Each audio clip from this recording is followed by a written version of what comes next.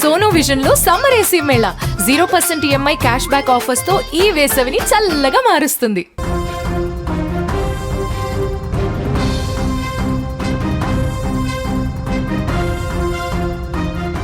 రైట్గా తమిళనాడు రాజకీయాల్లో కీలక పరిణామం చోటు చేసుకుంది. బల పరీక్షలో విజయం సాధించారు. విజయ్కు 114 మంది ఎమ్మెల్యేలు మద్దతు ఇచ్చారు. దీంతో మ్యాజిక్ ఫిగర్ కంటే 27 మంది అదనపు సభ్యుల మద్దతు లభించింది. ఇక విజయ్కు వామపక్షాలు పీసీకే పార్టీలు సంపూర్ణ మద్దతు ప్రకటించాయి. దీంతో తమిళనాడులో విజయ్ పార్టీ కొలువుదీరింది. ఇక దీనికి సంబంధించి మరింత సమాచారాన్ని మా బ్యూరో చీఫ్ విజయ్ అందిస్తారు.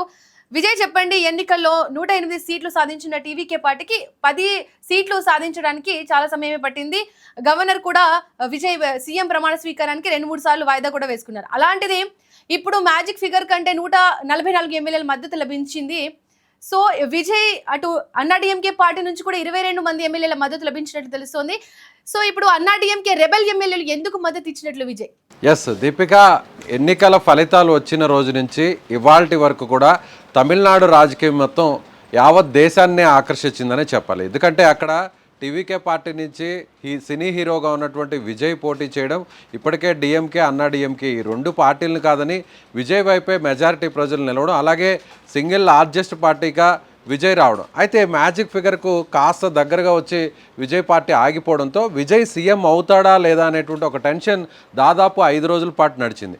సో మే 14 నుంచి ఇవాళ 13వ తారీఖు ఇప్పటి వరకు కూడా ఈ 9 రోజుల పాటు జరిగినటువంటి హైడ్రామా గురించి ప్రత్యేకంగా చెప్పాల్సిన అవసరం లేదు. అయితే విజయ్ ఎట్టకేలకు కాంగ్రెస్ పార్టీ వామపక్ష పార్టీలతో పాటుగా అలాగే వీసీకే పార్టీకి సంబంధించినటువంటి ఆ పార్టీ ఎమ్మెల్యేల మద్దతుతో ఎట్టకేలకు విజయ్ సీఎంగా ప్రమాణ స్వీకారం అయితే చేశారు. అయితే గవర్నర్ మొదటి నుంచి కూడా ఆయన కొర్రీలు పెడుతూనే వస్తున్నారు. ఎందుకంటే మ్యాజిక్ ఫిగర్కు అవసరమైనటువంటి సంఖ్యాబలాన్ని వారికి సంబంధించినటువంటి సంతకాలను మీరు ఇస్తే నేను ఖచ్చితంగా మీ చేత ప్రమాణ స్వీకారం చేయిస్తానని 3 సార్లు కలిసినా కూడా రిజెక్ట్ చేశారు. ఇక 4వసారి కలిసిన తర్వాత నేరుగా ఎమ్మెల్యేల మద్దతుతో కూడిన లేఖలను ఇచ్చిన తర్వాత ఆయన పక్క రోజే ప్రమాణ స్వీకారం చేయించారు. అయితే ఇవాళ కొద్దిసేపటి కిందట తమిళనాడు అసెంబ్లీలో బల నిరూపణ జరిగింది. ఎందుకంటే ఈ ఫ్లోర్ టెస్ట్ బల నిరూపణలో ఒకవేళ కానీ విజయ్ కానీ క్వాలిఫై అయిపోతే, అంటే ఆ గట్టును కానీ దాటకపోతే, అంటే ఆ కండిషన్ కానీ దాటకపోతే, ఆ మార్కును కానీ దాటకపోతే ఖచ్చితంగా విజయ్ ఒకవేళ ప్రమాణ స్వీకారం చేసినా కూడా అది చెల్లదు,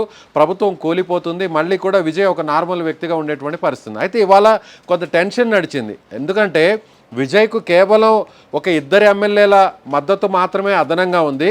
అది కాంగ్రెస్ పార్టీ, వీసీకే వామపక్ష పార్టీల మద్దతుతో పాటుగా ఒక 2 చిన్న పార్టీల మద్దతు ఉన్నప్పటికీ కూడా ఎప్పుడైనా కూడా విజయ్ ప్రభుత్వం కూలిపోయేటువంటి అవకాశం ఉంది. ఎందుకంటే విజయ్ ఈ సంకీర్ణ ప్రభుత్వాన్ని ఎక్కువ రోజులు నడపలేడు.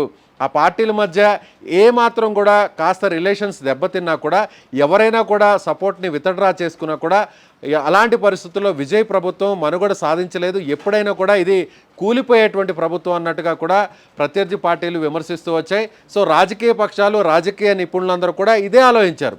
అయితే విజయ్ ప్రమాణ స్వీకారం చేసిన రోజు నుంచి ఈ 3-4 రోజులు చూస్తే ఒకసారి ఒక్కొక్క మెట్టు ఎక్కుతూ ఒక మెచ్యూర్డ్ పొలిటీషియన్గా బిహేవ్ చేయడం ఒక ఎత్తు అయితే, సో తాను ఇచ్చినటువంటి ఎన్నికలకు ముందు ఇచ్చినటువంటి పథకాలని వాటన్నిటిని కూడా తొలి సంతకాలు వాటి మీద చేయడం, అలాగే ప్రత్యర్థి పార్టీలకు సంబంధించినటువంటి నాయకులను నేరుగా వాళ్ళ ఇళ్లకు వెళ్ళి మరీ కలవడం, అలాగే ప్రత్యర్థి పార్టీకి సంబంధించి గతంలో అధికారంలో ఉన్నటువంటి ఆ ప్రభుత్వానికి సంబంధించిన పథకాలని యాస్టీస్గా కంటిన్యూ చేస్తానని చెప్పడం, ఇవన్నీ కూడా ఒక పాజిటివ్ వేవ్తో విజయ్ ముందుకు వెళ్తున్నాడు అనేటువంటి ఒక సిగ్నల్స్ని అయితే ఆయన ఇచ్చారనే చెప్పాలి. అయితే ఇవాళ జరిగినటువంటి ఒక బిగ్గెస్ట్ అప్డేట్ ఇది కేవలం విజయ్కు అడిషనల్గా ఒక 27 మంది ఎమ్మెల్యేల సపోర్ట్ రావడమే కాకుండా తమిళనాడు రాజకీయాల మొత్తాన్ని కూడా మలుపు తిప్పేటువంటి అంశంగా ఇవాళ అసెంబ్లీలో జరిగినటువంటి పరిణామాలు మనం చెప్పాలి. ఎందుకంటే విజయ్కి అదనంగా అన్నాడీఎంకే పార్టీకి సంబంధించినటువంటి దాదాపు 25 మంది ఎమ్మెల్యేలు మద్దతు పలికారు. అంటే మొదటి నుంచి కూడా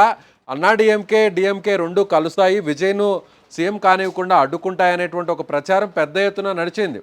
అందుకు తగ్గట్టుగానే పళనిస్వామి వర్గానికి సంబంధించి, అంటే అన్నాడీఎంకే చీఫ్గా ఉన్నటువంటి మాజీ ముఖ్యమంత్రి పళనిస్వామి వర్గం కూడా దాన్ని నిజం చేస్తూ కూడా స్టేట్మెంట్స్ కూడా ఇవ్వడం జరిగింది. వీళ్ళందరూ కూడా పుదుచ్చేరిలో ఒక సపరేట్ క్యాంప్ కూడా ఉండడం జరిగింది. కానీ విజయ్ మొదటి నుంచి కూడా ప్లాన్ ఏ, ప్లాన్ బి రెండింటిని కూడా సిద్ధం చేసుకున్నాడు. ప్లాన్ బి ఏంటంటే, సో అంటే అధికారికంగా, ప్రొఫెషనల్గా ఎక్కడ కూడా రాజకీయాల్లో నీతిని నిబద్ధతను తాను తప్పిపోకుండా తాను ఎంచుకున్నటువంటి మార్గంలో ప్రజలకు ఒక క్లియర్ కట్ మెసేజ్ ఇవ్వాలి, ఒక పాజిటివ్ వైబ్రేషన్ ఇవ్వాలి అనేటువంటి ఉద్దేశంతోనే మొదటి నుంచి విజయ్ కూడా అన్నాడీఎంకే వర్గానికి సంబంధించిన మెజారిటీ ఎమ్మెల్యేలు సపోర్ట్ చేస్తామన్నా కూడా, అన్నాడీఎంకేను చీలుస్తామనేటువంటి విషయం చెప్పినా కూడా విజయ్ నేను ద్రవిడ పార్టీలకు వ్యతిరేకంగా, డిఎంకే అన్నాడీఎంకే పార్టీలకు వ్యతిరేకంగానే తాను టీవీకే పార్టీని పెట్టాను, తాను ప్రభుత్వాన్ని ఏర్పాటు చేయాలన్నా కూడా ఆ పార్టీకి సంబంధించిన ఎమ్మెల్యేలు చీలి తనకు మద్దతు పలకదంతా కూడా అది రాజకీయాల విలువలకు కట్టుబడి లేదు కాబట్టి అందుకు నేను వ్యతిరేకం అంటూ కూడా విజయ్ నిలబడ్డారు. అయితే ఇవాళ జరిగినటువంటి ఫ్లోర్ టెస్ట్లో అన్నాడీఎంకే సంబంధించినటువంటి 25 మంది ఎమ్మెల్యేలు మద్దతు పలికారు. అన్నాడీఎంకేకు ఇప్పటివరకు 47 మంది ఎమ్మెల్యేలు ఈ ఎన్నికల్లో గెలిచారు. అందులో 47లో సగం వేసుకున్నా కూడా దాదాపు అంటే 24 మంది కంటే కూడా ఒక ఎమ్మెల్యే ఎక్కువగానే, అంటే 25 మంది ఎమ్మెల్యేలు ఇప్పుడు అన్నాడీఎంకే వర్గానికి సంబంధించిన ఎమ్మెల్యేలు విజయ్కు ఓటేశారు, విజయ్కు మద్దతు పలికారు. అంటే ఇప్పుడు విజయ్కి మొత్తం 147 మంది ఎమ్మెల్యేల మద్దతు ఉంది. తాను గెలిచినటువంటి తనకు సపోర్ట్ చేస్తున్నటువంటి ఎమ్మెల్యేల కంటే కూడా ఊహించని విధంగా దాదాపు 27 మంది ఎమ్మెల్యేల సపోర్ట్ ఉందంటే రేపు భవిష్యత్తులో కాంగ్రెస్ పార్టీ ఒకవేళ బ్లాక్మెయిల్ చేసిన, కాంగ్రెస్ పార్టీ ఏదైనా విభేదించి బయటకు వచ్చినా, లేదంటే వామపక్ష పార్టీలు విభేదించి బయటకు వచ్చినా, లేదంటే వీసీకే ఎలాంటి అవకాశవాద రాజకీయాలను చేసిందో మనం ప్రత్యేకంగా చెప్పాల్సిన అవసరం లేదు. ముందుగా మద్దతు ఇస్తానని చెప్పింది, ఆ తర్వాత నేరుగా గవర్నర్ దగ్గరికి వెళ్లే సమయానికి లేఖను రిలీజ్ చేయకుండా యూటర్న్ తీసుకుంది. ఆ తర్వాత వామపక్షాలు కాంగ్రెస్ పార్టీ రంగంలో దిగి వీసీకేను నచ్చజెప్పడంతో చివరి నిమిషంలో వీసీకే కూడా ఓకే అని చెప్పడం జరిగింది. అందుకంటే ముందు డిప్యూటీ సీఎం పోస్టును కూడా డిమాండ్ చేసినటువంటి పరిస్థితి. అంటే ఇలాంటి పార్టీలన్నీ కూడా భవిష్యత్తులో విజయ్ సీఎంగా ఉన్నప్పటికీ, విజయ్ టీవీకే పార్టీ అధికారంలో ఉన్నప్పటికీ విజయ్కి సంబంధించినటువంటి ఆ పగ్గాలన్నీ కూడా ఈ పార్టీల చేతిలో ఉంటాయి. విజయ్ ముఖ్యమంత్రిగా ఫ్రీడమ్గా ఎక్కడా ఒక డెసిషన్ తీసుకోలేరు. తాను ఇచ్చినటువంటి హామీలన్నింటినీ నెరవేర్చాలన్నా కూడా కాంగ్రెస్ పార్టీ, వామపక్షాలు, వీసీకే, ఐయుఎంఎల్, ముస్లిం లీగ్ వీళ్ళ సపోర్ట్ తీసుకొని అప్పుడు విజయ్ వెళ్ళాలంటే వాళ్ళు ప్రతి విషయంలో కూడా కొర్రీలు పెట్టేటువంటి అవకాశం ఉంది. కాబట్టి ప్రజలకు తాను ఇచ్చినటువంటి హామీలను కానీ లేదంటే సుపరిపాలన అందించడంలో కానీ విజయ్ సక్సెస్ కాలేడు. ఇది ఏ రోజైనా కూడా పడిపోయేటువంటి ప్రభుత్వం అనేది అందరూ కూడా ఊహించారు. కానీ అనూహ్యంగా తాను ముందుగానే సిద్ధం చేసుకున్నటువంటి, అంటే తాను సిద్ధం చేసుకోవడం దానికంటే కూడా అన్నాడీఎంకే మొదటి నుంచి కూడా విజయ్ నాయకత్వాన్ని సపోర్ట్ చేస్తుంది. మొదటి నుంచి కూడా ఎన్నికలకు ముందు కూడా అన్నాడీఎంకే విజయ్తో కలిసి పొత్తు పెట్టుకోవాలనుకునింది. ఇప్పటికే పళనిస్వామి ముఖ్యమంత్రిగా గతంలో ఉన్నప్పటికీ ఆయన నాయకత్వంలో పనిచేసినా కూడా అన్నాడీఎంకే ఒకసారి ఓడిపోవడం జరిగింది. మళ్ళీ రెండవసారి ఆయన నాయకత్వంలో ఎన్నికల్లో కూడా 2 సార్లు ఓడిపోయింది. కాబట్టి పళనిస్వామి నాయకత్వాన్ని మేము ఒప్పుకోమంటూ కూడా ఇప్పటికే షణ్ముగం వర్గం చెప్పడం జరిగింది. అందుకే విజయ్కి సపోర్ట్ చేసిన పరిస్థితి దీపిక. విజయ్ ఇటు అన్నాడీఎంకే పార్టీ నుంచి కూడా 25 మంది ఎమ్మెల్యేల మద్దతు లభించడంపై అటు పళనిస్వామి వర్గం కూడా సీరియస్ అయినట్టు తెలుస్తోంది. అక్కడ సిచ్యువేషన్ ఏంటి విజయ్? దీపిక, ఇక్కడ చాలా మనం కూలంకుషంగా చెప్పాలి అని అంటే, డీటెయిల్గా చెప్పాలంటే తమిళనాడు రాజకీయాలు, దేశ రాజకీయాలన్నీ ఒక ఎత్తు అయితే దక్షిణ భారతదేశంలో ఉన్నటువంటి కొన్ని రాష్ట్రాలు, అంటే ప్రధానంగా ఆంధ్రప్రదేశ్, తమిళనాడు, కొంత తెలంగాణ, ఇవన్నీ కూడా చూస్తే ఏంటంటే ఎక్కువగా లీడర్స్ మీద ఆ పార్టీలన్నీ కూడా డిపెండ్ అయి ఉంటాయి. గడిచినటువంటి కొన్ని దశాబ్దాలన్నింటిని కూడా మనం పరిశీలిస్తే ప్రధానంగా ఎవరైతే ముఖ్యమంత్రులుగా పనిచేస్తుంటారో, ఎవరైతే ప్రజల ఆమోదంతో మంచి చరిష్మా కలిగి ఒక మాస్ ఇమేజ్ ఉండి పబ్లిక్లోకి ఈజీగా వెళ్ళేటువంటి ఒక పెద్ద ఇమేజ్ ఉన్న లీడర్స్కే ఇప్పటి వరకు కూడా పార్టీలు నడుపుతూ వస్తున్నటువంటి పరిస్థితి. ముఖ్యంగా దక్షిణ భారతదేశంలోనే తమిళనాడు రాజకీయాలు నెక్స్ట్ లెవెల్లో ఉంటాయి. ఎందుకంటే తమిళనాడు రాజకీయాలన్నీ కూడా సినీ రంగానికి, రాజకీయ రంగానికి రెండిటికి ఒక లింక్ ఉంటుంది. మొదటి నుంచి మనం అదే చెప్తున్నాం, ఇప్పుడు కూడా అదే జరుగుతుంది. ఎందుకంటే అక్కడ సుదీర్ఘకాలం ముఖ్యమంత్రులుగా పనిచేసిన వాళ్ళందరూ కూడా సినిమా రంగానికి సంబంధించినటువంటి వ్యక్తులే. అది ఎంజీఆర్ అయినా కానీ, లేదంటే జయలలిత అయినా కానీ, కరుణానిధి అయినా కూడా. కరుణానిధి ప్రస్థానం కూడా మొదట్లో ఆయన సినీ రచయితగా కూడా పనిచేశారు, ఆయన ఒక కవిగా కూడా ఉన్నారు. కాబట్టి ఎక్కువ మంది అందరూ కూడా స్టాలిన్ మినహాయిస్తే మిగిలినటువంటి వాళ్ళందరూ కూడా అన్నాదురై అంతకుముందు, అంటే డిఎంకే పార్టీ, అన్నాడీఎంకే పార్టీ పెట్టకముందు అక్కడ నాయకులు మాత్రమే, సినిమా రంగానికి సంబంధం లేని వ్యక్తులు మాత్రమే, కాంగ్రెస్ పార్టీ తొలినాళ్లలో ముఖ్యమంత్రిగా పనిచేసిన వ్యక్తులు మాత్రమే ఉన్నారు తప్ప గడిచినటువంటి 6 దశాబ్దాలకు చూస్తే సినిమా రంగానికి సంబంధించిన వ్యక్తులే ముఖ్యంగా ఉన్నారు. ఇప్పుడు విజయ్ పరంగా చూస్తే కూడా విజయ్ కూడా అదే రంగానికి సంబంధించిన వ్యక్తి, అలాగే మాస్ ఇమేజ్ కలిగినటువంటి వ్యక్తి, ఒక క్రౌడ్ పుల్లింగ్ చేయగలిగినటువంటి క్యాపబిలిటీ ఉన్నటువంటి పొలిటీషియన్గా విజయ్ ఉన్నారు కాబట్టి ఆయన పార్టీ పెట్టిన వెంటనే 2 సంవత్సరాల్లోనే ఆయన అధికారంలోకి రాగలిగారు. ఇక్కడ మనం చూసినట్లయితే అన్నా డిఎంకే మనుగడ అనేది కష్టం అనేది మొదటి నుంచి కూడా మన విశ్లేషణలో చెప్తున్నాం. ఎన్నికల జరిగిన నాటి నుంచి కూడా సుమన్ టీవీ ఇదే చెప్తుంది, మనం కూడా ఇదే చెప్తున్నాం. ఎందుకంటే అక్కడ డిఎంకే పార్టీకి వచ్చినటువంటి నష్టం ఏం లేదు. డిఎంకే పార్టీకి కరుణానిధికి సంబంధించినటువంటి వారసుడుగా ఆయన కుమారుడుగా స్టాలిన్ ఉన్నాడు.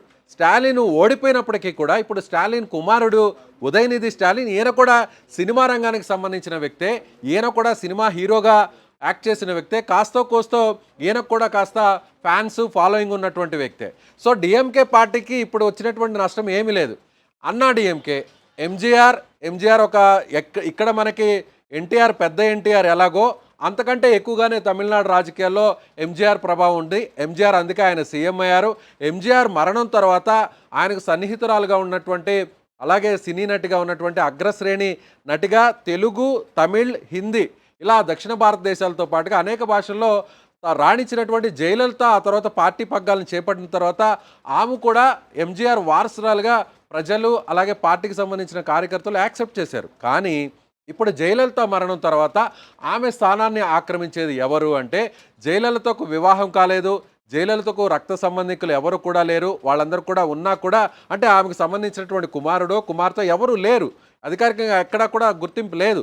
సో కొంతమంది వచ్చారు అంటే జయలలిత కుమార్తె అని అప్పట్లో ఒక హంగామా జరిగింది, ఆమె పోలికలు ఉన్నాయి, ఆమె రక్త సంబంధికురాలని వీళ్ళంతా కూడా జరిగినా కూడా ఎక్కడా కుటుంబ సభ్యులు దాన్ని కన్ఫర్మ్ చేయలేదు. కాబట్టి జయలలిత మరణం తర్వాత ఆమెకు సంబంధించిన వారసురాలుగా ఎవరిని కూడా ఆ పార్టీ శ్రేణులు ఊహించలేకపోయాయి. ఆ తర్వాత పళనిస్వామిని ఒకవేళ శశికళ అంటే జయలలితకు సన్నిహితురాలుగా ఉన్నటువంటి శశికళ సీఎం అవుతారు అనేటువంటి పరిస్థితి జరిగినా కూడా జయలలితతో పాటుగా శశికళకు కూడా కేసులో ఇరుక్కోవడం, ఆమెకు కూడా శిక్ష పడడంతో ఆమెను ప్రజలు యాక్సెప్ట్ చేసే పరిస్థితి లేదు. కేంద్రం కూడా అందుకు సిద్ధంగా లేక పూర్తిగా శశికళను పక్కన పెట్టేయడం జరిగింది. ఇప్పుడు శశికళకు అన్నా డిఎంకేకు ఎలాంటి సంబంధం లేకుండా అయిపోయింది. అందుకే పన్నీర్ సెల్వం కాకుండా అంటే గతంలో జయలలిత వారసుడుగా వచ్చినటువంటి పన్నీర్ సెల్వంను కాకుండా పళనిస్వామిని శశికళ ముఖ్యమంత్రిని చేసింది. శశికళను పూర్తిగా బీజేపీ పక్క తప్పేసింది. బీజేపీ అన్నా డిఎంకే రిమోట్ అంతా కూడా బీజేపీ చేతిలోనే నడిచింది 10 సంవత్సరాల పాటు.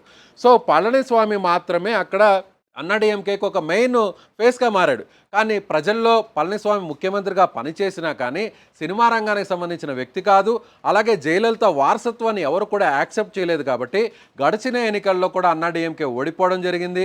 అదేవిధంగా ఇప్పటి ఎన్నికల్లో కూడా అన్నా డిఎంకే ఓడిపోవడం జరిగింది. కాబట్టి అన్నా డిఎంకే మనుగడ సాధ్యం కాదనేది మనం మొదటి నుంచి చెప్తున్నాం. ఇప్పుడు అదే జరిగింది. అందుకే అన్నా డిఎంకేలో ఉన్నటువంటి మెజారిటీ ఎమ్మెల్యేలు ఇప్పుడు విజయ్ నాయకత్వాన్ని సపోర్ట్ చేశారు. రాబోయేటువంటి రోజుల్లో కూడా అన్నా డిఎంకే పార్టీ మనుగడ సాధించడం అనేది అంత ఈజీ కాదు అనేది ఖచ్చితంగా చెప్పవచ్చు దీపిక. అన్నా డిఎంకే పార్టీ మనుగడ సాధించడం కష్టం కాబట్టే ఈ అన్నా డిఎంకే ఎమ్మెల్యేలు విజయ్కి మద్దతు ఇచ్చారని అనుకోవచ్చా? ఖచ్చితంగా. ఎందుకంటే పళనిస్వామి నాయకత్వాన్ని మెజారిటీ పర్సన్స్ అప్పుడు ఒప్పుకోలేదు ముఖ్యమంత్రి చేయడానికి. ఎందుకంటే అప్పుడు శశికళ రంగంలో దిగింది. కాస్తో కోస్తో జయలలిత తర్వాత శశికళే పార్టీకి సంబంధించిన నెంబర్ 2గా వ్యవహరించారు. అప్పట్లో ఇదే విధంగా క్యాంపు నిర్వహించి పన్నీర్ సెల్వంను కాకుండా పళనిస్వామిని ముఖ్యమంత్రి చేసినటువంటి శశికళ. సో శశికళను కూడా పూర్తిగా పక్కన పెట్టేయడం జరిగింది. ఇప్పుడు పళనిస్వామి పూర్తిగా బీజేపీతో ఒక మంచి సంబంధాలు మెయింటైన్ చేస్తూ బీజేపీ కేంద్రంలో అధికారంలో ఉంది కాబట్టి బీజేపీ చెప్పినట్టుగానే వింటూ వచ్చాడు. కాబట్టి అది చాలామంది పార్టీ నాయకులకు నచ్చలేదు. అలాగే పళనిస్వామి కూడా తమతో పాటే ఒక నార్మల్ పొలిటీషియన్ సీనియర్గా ఉన్నప్పటికీ మంత్రిగా జయలలిత వర్గంలో పనిచేసినప్పటికీ కూడా ఆయనకు మాకు ఉన్నటువంటి డిఫరెన్స్ ఏంటి, ఈయన కూడా మాలాగే ఒక పొలిటికల్ కెరీర్ ఉన్నటువంటి వ్యక్తిగానే చూశారు తప్ప ఒక మాస్ ఇమేజ్ ఉన్నటువంటి లీడర్గాను లేదంటే సినిమా రంగానికి సంబంధించినటువంటి ఒక పెద్ద చరిష్మా ఉన్నటువంటి లీడర్గాను అలాగే పబ్లిక్లో కూడా ఒక క్రౌడ్ పుల్లింగ్ చేయగలిగినటువంటి ఒక మాస్ లీడర్గాను ఎవరు కూడా ఆ పార్టీ ఎమ్మెల్యేలు ఎవరు కూడా యాక్సెప్ట్ చేయలేదు. కేవలం ఒకే ఒక విషయంతో ఇన్ని రోజులు కూడా పళనిస్వామి నాయకత్వాన్ని ఒప్పుకోవడానికి మెయిన్ రీజన్ ఏంటంటే పళనిస్వామి పార్టీకి సంబంధించిన జనరల్ సెక్రటరీగా చీఫ్గా ఉన్నప్పటికీ కూడా బీజేపీ డైరెక్షన్స్ ఉన్నాయి, బీజేపీ బ్లెస్సింగ్స్ ఉన్నాయి, బీజేపీ పైన కేంద్రంలో అధికారంలో ఉంది. కాబట్టి ఎందుకు పళనిస్వామిని మనం వ్యతిరేకించడం ఇప్పటికిప్పుడు తెలుసో తెలియకో ఎందుకు మనం ఈ వ్యవహారాన్ని ఇబ్బంది పెట్టేట్టుకునేటువంటి ప్రయత్నం చేసుకోవడం అనేటువంటి ఒక ఏకైక ఉద్దేశంతోనే అన్నాడీఎంకే పార్టీలో ఉన్న చాలామంది నాయకులు ఎమ్మెల్యేలు ఇష్టం ఉన్నా లేకపోయినా కూడా ఆ పార్టీలో కొనసాగారు. వాళ్ళందరికీ ఇప్పుడు విజయ్ ఒక ఆప్షన్గా మారాడు. వాళ్ళందరూ కూడా ఇప్పుడు విజయే ఒక నెక్స్ట్ ఆప్షన్గా మారినటువంటి పరిస్థితి. ఎందుకంటే ఇప్పుడు అన్నాడీఎంకే మనుగడ సాధించలేకపోతే ఆటోమేటిక్గా ఆ పార్టీకి సంబంధించినటువంటి నాయకత్వం అంతా కూడా ఇప్పుడు విజయ్ వైపు మళ్ళేటువంటి అవకాశం ఉంది. అది ప్రీవియస్ వీడియోస్లో కూడా అనాలిసిస్లో కూడా మనం సుమన్ టీవీలో చెప్పడం జరిగింది. మనం ఏది చెప్పామో సుమన్ టీవీ ముందుగా ఏదైతే చెప్పిందో అది యాజ్ ఇట్ ఈస్గా జరుగుతూనే వస్తుంది. మనం ముందే చెప్పాం. ఏంటంటే విజయ్తో 20 మంది ఎమ్మెల్యేలు టచ్లో ఉన్నారు అనేటువంటి విషయాన్ని మనం చాలా క్లారిటీగా చెప్పాం. కానీ విజయ్ అందుకు ఒప్పుకోలేదు. ఎందుకంటే ఇప్పుడే నేను రాజకీయాల్లోకి వచ్చాను, ప్రజల మద్దతుతో తాను గెలిచాను. సో ఇలాంటి టైంలో అన్నాడీఎంకేలో గెలిచినటువంటి ఎమ్మెల్యేలను జంపింగ్ చేయించి నేను వాళ్ళ సపోర్ట్ తీసుకుంటే ప్రజల దగ్గరికి నేను ఒక పర్ఫెక్ట్ పాజిటివ్ మెసేజ్ పంపించిన వ్యక్తిని కాదు, అది నా రాజకీయ భవిష్యత్తుకు ఇబ్బందిగా మారుతుంది అనేటువంటి ఉద్దేశంతోనే విజయ్ ఆప్షన్ పక్కన పెట్టారు. అయితే ఇప్పుడు మాత్రం ఏంటంటే నేరుగా స్వచ్ఛందంగానే విజయ్ కూడా ఎక్కడా రిక్వెస్ట్ చేయలేదు. అన్నాడీఎంకే సంబంధించిన నాయకులను ఎక్కడ కూడా మాట్లాడలేదు. అన్నాడీఎంకే ఎమ్మెల్యేలు మీరు నాకు సపోర్ట్ చేయండి, మీరు నాకు ఓటేయండి అని అంటే ఎలాంటి రిక్వెస్ట్ చేయలేదు. అలాగే అన్నాడీఎంకే పార్టీకి సంబంధించినటువంటి నేతలతోనో ఎవరైతే తిరుగుబాటు ఎమ్మెల్యేలు ఉన్నారో ఆ ఎమ్మెల్యేలు ఎవరితో కూడా విజయ్కి సంబంధించినటువంటి ఎమ్మెల్యేలు కానీ వారికి పార్టీకి సంబంధించిన నాయకులు ఎవరు కూడా కనీసం డిస్కషన్ కూడా చేయలేదు.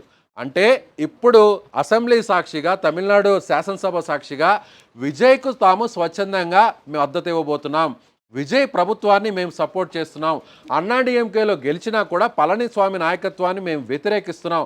సో మేము విజయ్కు అండదండగా ఉంటాం. విజయ్ ప్రభుత్వాన్ని ఎవరైనా కూలదీయాలని చూస్తే, మేము పడగొట్టాలని చూస్తే మేము నిలబెడతామనేటువంటి విషయాన్ని జయలలిత పార్టీకి సంబంధించినటువంటి ఎమ్మెల్యేలు చెప్పారు. సో విజయ్ ఇక 5 ఏళ్ల పాటు ఎలాంటి ఇబ్బంది లేకుండా ఎవరు బెదిరించినా, ఎవరు బ్లాక్మెయిల్ చేసినా, ఎవరు మద్దతు ఉపసంహరించుకున్నా, మంత్రి పదవులు ఇచ్చినా ఇవ్వకపోయినా, డిప్యూటీ సీఎం పదవి ఇచ్చినా ఇవ్వకపోయినా విజయ్ 5 ఏళ్ల పాటు ముఖ్యమంత్రిగా కొనసాగడం తథ్యం. ఇందులో ఎలాంటి అనుమానం లేదు. ఇవాళ జరిగినటువంటి పరిణామాలు ఇది మొత్తం తమిళనాడు రాజకీయ ముఖ చిత్రాన్ని మార్చేటువంటి ఒక డెవలప్మెంట్గా చెప్పాలి. అసెంబ్లీ సాక్షిగా జరిగినటువంటి ఈ డెవలప్మెంట్ అన్నాడీఎంకే పార్టీ అనేది మనుగడ లేకుండా చేయడానికి జరుగుతున్నటువంటి ఒక పరిణామంగా మనం చెప్పవచ్చు. Deepika. Right Vijay, thank you.